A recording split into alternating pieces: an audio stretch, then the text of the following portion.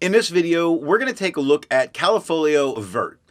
Let's jump straight to the end with my opinion.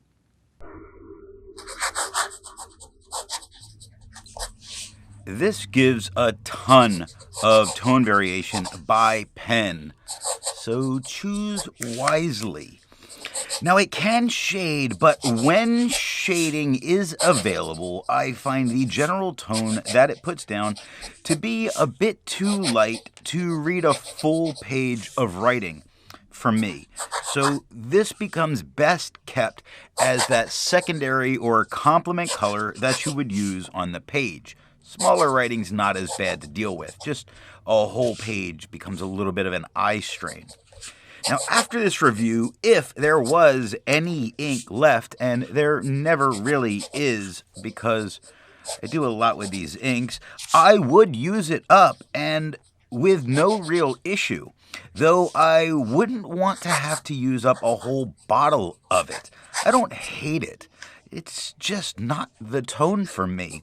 It's just a preference of tone, as this green feels like it's kind of a green-leaning turquoise. And there hasn't been very many turquoise inks that I look at and say, gotta have that. And that's just as a preference for turquoise with me. Nothing against this ink in it, just turquoise hasn't been what I go for.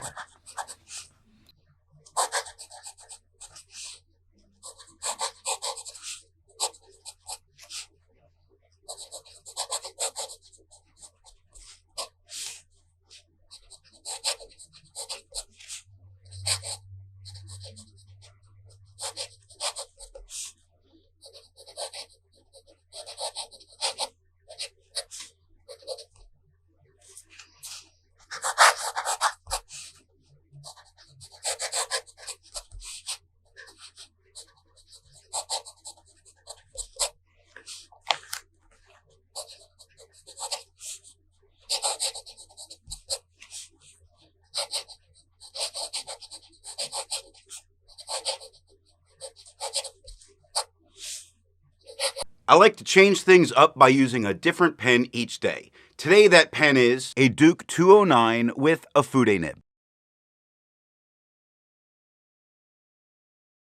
It's inked up, used for a day, and used to take the notes for this video. To see how I arrived at that opinion, let's take a look at the first writing sample done on Clairfontaine. Looking at the fine nib, it is a very dry, soft fine. And with that, we really get to exploit any weakness this ink has, and it does. It comes through a very, very light. There's no feathering, there's no spread. There is a lot of shading that's going on here. Now, you can read this, and like I said, it's a good complement onto the page. I just think a whole page like this soft fine would be painful.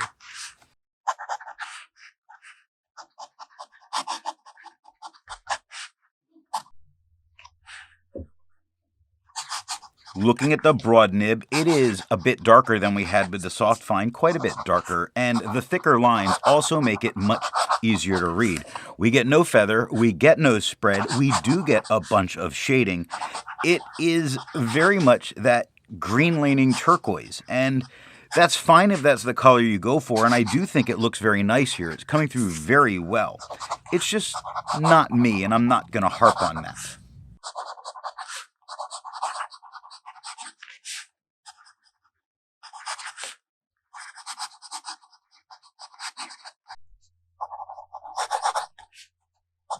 Looking at the music nib, it is much darker than we had with the broad. It is a much better tone for me. There's no feather, there's no spread, there is some shading that's going on. When you see travel on the right side of the third line, you'll see some shading on the fourth line straight and ahead and forward and unless and every word in the fifth line of writing. So the shading's there, and when it's there, it looks really good.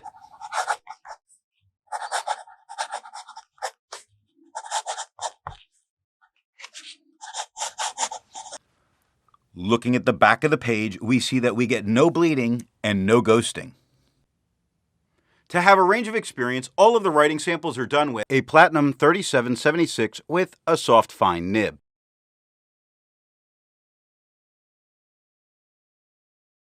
A Platinum 3776 with a broad nib.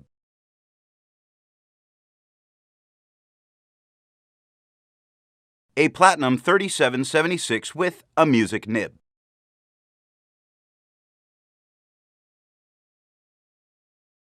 The next writing sample is done on Leuchtturm 1917 paper. Looking at the fine nib, I find this much easier to read than it was on the Clairfontaine. It's just a tad bit darker than it, which is nice. Now, we get no feather, we get no spread, we do still get some shading. Do I think that this would be a great ink on this paper? No, but I don't think it's bad on here.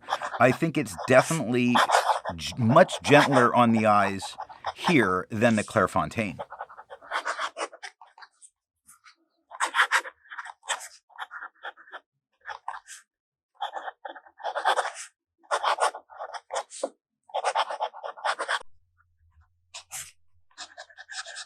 Looking at the broad nib, it is darker than we had with the soft fine. It has no feather, it has no spread, it has some shading. It definitely occurs when you look at the and second on the top line. When you look at means, that, if on the second, you get the picture. It shades fairly well. I actually think it looks really good here with this broad.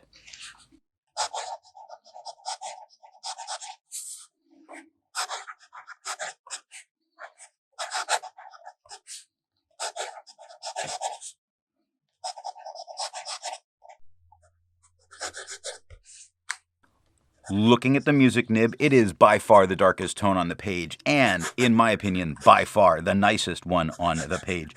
We get no feather, we get no spread, we do get some nice bits of shading that stand out in a very interesting way, like when you look at the word change, starts darker and gets lighter, but on the bottom of the G it gets dark again. Fairly nice. I could definitely see using this ink on this paper with the music.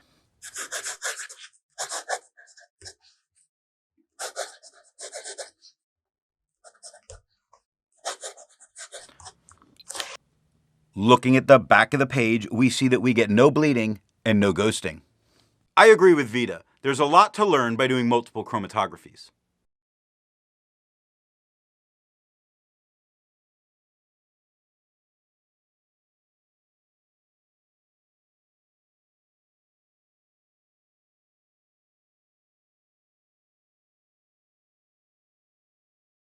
The next writing sample is done on a WritePad's reporter pad. Looking at the soft fine nib, it is not as nice a tone that we had on the WritePad, the last writing sample. It's about what we saw with the Clairfontaine. Now, we're not getting any kind of feathering. We're not getting any kind of spread. Yes, there are a few moments of shading that's going on. I don't see this ink on this pen a good match with this paper.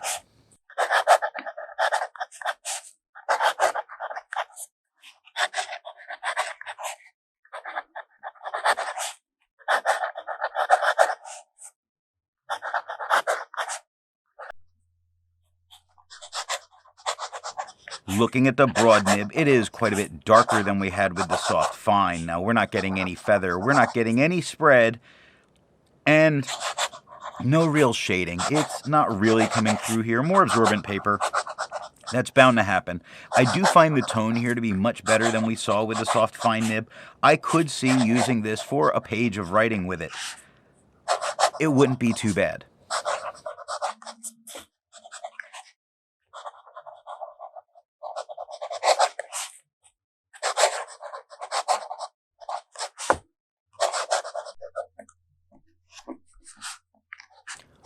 Looking at the music nib, it is much darker than we had with the broad. Now, we do get some feathering that goes on. You can see it in the B of ball. You can see it in the T of it. It's not as nice here. Now, we aren't really getting much for spread. We do get a few darker spots, so we can call it some shading. I wouldn't say that this nib is good with this ink for this paper. Looking at the back of the page, you see that the music nib came much deeper into the paper, maybe making using the back of the page more difficult. The others had no issue. There was no bleeding at all, and the top two gave no ghosting. Resistance tests are done to see how this ink can be expected to perform on the page, and more importantly, how hard it may be to clean from your pen. This smear is allowed to dry for 3 days before testing it. And here we see the results of the resistance test.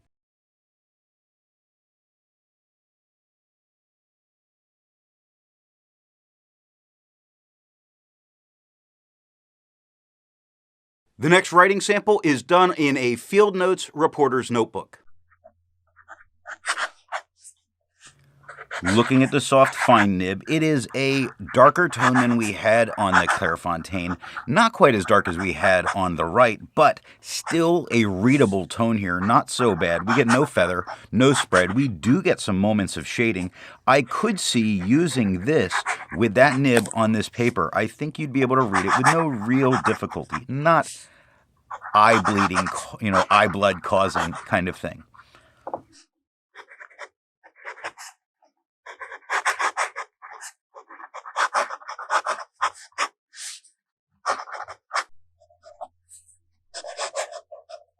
Looking at the broad nib, we see that it's a bit darker than we had with the soft fine.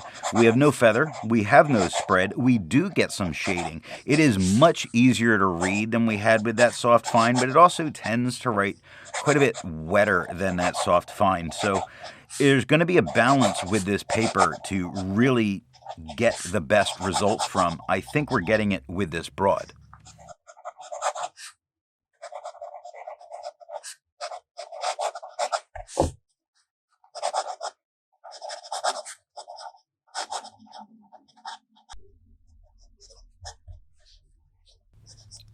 Looking at the music nib, it is certainly much darker than everything else on the page. We get tiny feathers all over, so I said the broad had the best results because it had no feathers. This has tiny feathers all over. Not something that would really stop people from using it, but it is there. We're really not getting any spread, and the shading that we're getting is quite nice. Really a surprise because I never expect paper not made for fountain pens to shade well. Looking at the back of the page, you see that we have very minimal ghosting. You could use the back of the page with no problem, and we get no bleed through touching the page underneath. With over 1,000 inks reviewed, let's take a look at some color comparables. Here is Blackstone Australian Bush. Here is Diamine Dark Green. Here is Elixir River Safari. Here is Pelican Aventurine.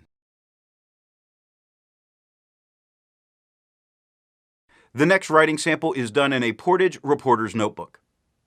Looking at the soft fine nib, the tone itself will find readable. It's light, but it is readable.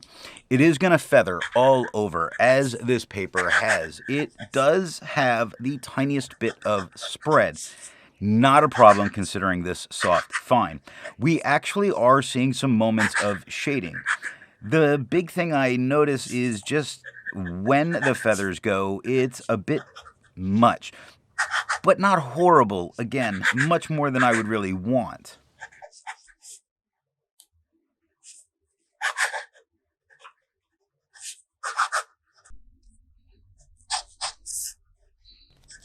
Looking at the broad nib, it is much darker than we had with the soft fine. It feathers, it spreads, it does give a couple of moments of shading.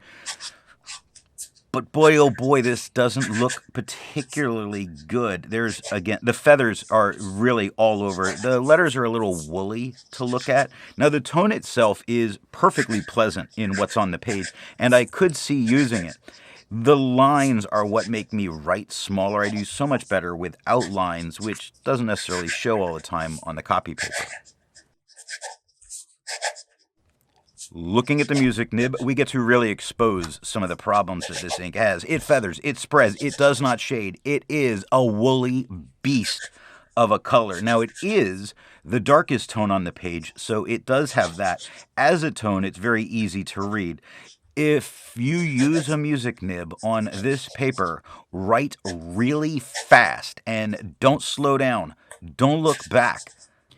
When we look at the back of the page, this is the page from underneath where I circle all the spots that it came through and touched that page, making it garbage. It's going to become the habit for this notebook. We see that we do get a lot of ghosting, especially with that music expected. You don't get to use the back of the page or the next one. While it's nice to find other inks in the same color family, I'd prefer to find an ink that complements its color on the page. Here is an orange ink by Robert Oster, their Orange Zest. Here is a purple ink by Noodlers, their Socrates.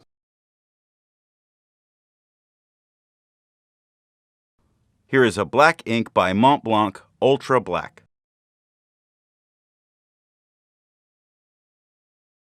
Here is a red ink by Diamine, their 150th anniversary Carnival. The next writing sample is done in an Office Depot reporter's notebook. Looking at the soft fine nib, the tone is a bit light, but it is usable. It does feather quite a bit, but this is 20-pound copy paper. It does have some spread, but this is 20-pound copy paper. It doesn't really shade, but again, this is 20-pound copy paper. So in the end, though, I actually think it's doing fairly good considering what we're writing on. Do I think you could use this on this paper? Yes, I do.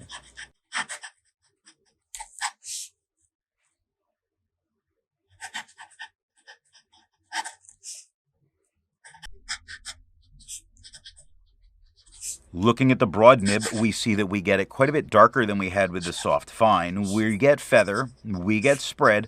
Both should be expected. There should be no surprise. We get no shading whatsoever. What an absolute shocker. Obviously, this was all written by Alfred Hitchcock. This is acceptable enough for what's there when we look at it. I would say if you use this ink on this paper, write larger than you normally do.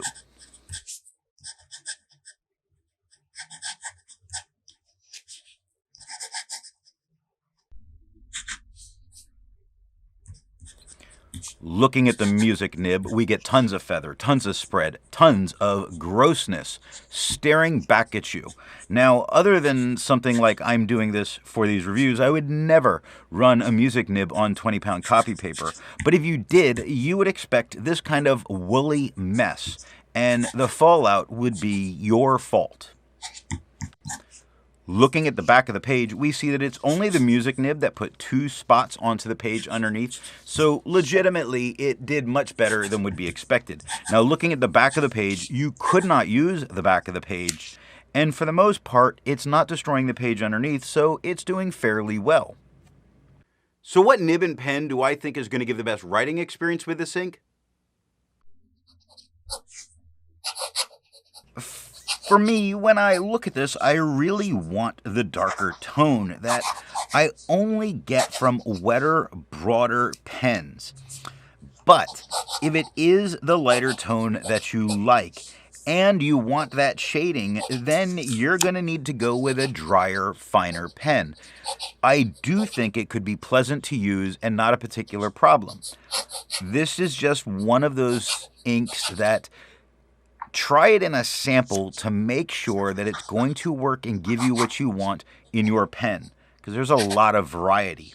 For me, I want broader and wetter to get that darker tone.